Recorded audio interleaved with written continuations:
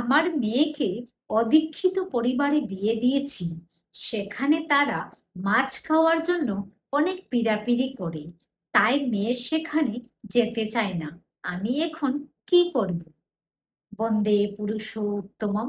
পরমপিতা রাতুল শ্রীচরণে প্রণাম জানিয়ে আপনাদের প্রতি প্রত্যেককে রানন্দিত জয়গুরু জানিয়ে শুরু করছি আজকের ইষ্ট প্রসঙ্গ।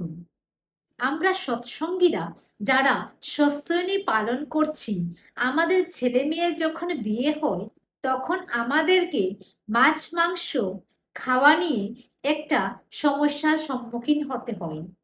একজন মা তার মেয়েকে অদীক্ষিত পরিবারে বিয়ে দিয়েছেন এবং সেই পরিবারে, যেখানে তার মেয়েকে বিয়ে দিয়েছে, পরিবারের পরিজন সবাই সেই মেয়েকে আমিষ খাওয়ার জন্য অনেক পীড়াপিড়ি করে। তাই মেয়েটি সেখানে যেতে চাইছেন না। এসে শ্রী শ্রী ঠাকুরকে যখন নিবেদন করলেন, শ্রী শ্রী ঠাকুর কি সমাধান দিলেন এই ভিডিওতে আমরা জেনে নেব। শ্রী শ্রী ঠাকুর বলছেন, উপযুক্ত ঘরে যদি মেয়ে দিয়ে থাকিস তাহলে পাঠাবি না কেন? উপযুক্ত ঘরে যদি মেয়ে দিয়ে থাকিস তাহলে পাঠাবি না কেন? তারা তাদের বুঝ মতো মাছ খাওয়ার জন্য পীড়াপিড়ি করে, কিন্তু তোর মেয়ে যদি তাদের সেবা যত্ন ভালো করে করে এবং আবদার করে তাদের মত নিয়ে নিরামিষ খায়, তাহলে কি আটকায় নাকি? বরং তোর মেয়ে যদি তেমন হয়, তার দৌলতে তার শ্বশুরবাড়ির সবাই সৎসঙ্গী হয়ে যেতে পারে। অতটুকু না পারলে তোর শিক্ষার বাহাদুরি কোথায়? তোর মেয়ে যখন ঠিক পারবে।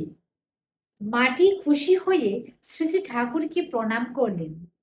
আমাদের আশেপাশে এইরকম অনেক পরিবার আমরা দেখেছি বা আমাদের গুরুজনদের কাছে শুনেছি যে একটি মেয়ে অদীক্ষিত পরিবারে বিয়ে হয়েছে।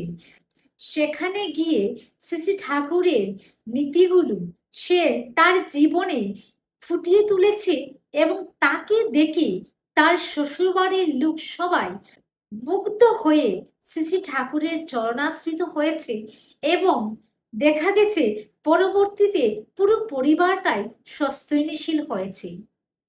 তাই ঠাকুর বলছেন যে আমরা যদি নিষ্ঠা সহকারে চলি, তাদের সেবা যত্ন করি, তাহলে অসম্ভব বলে কিছুই থাকে না।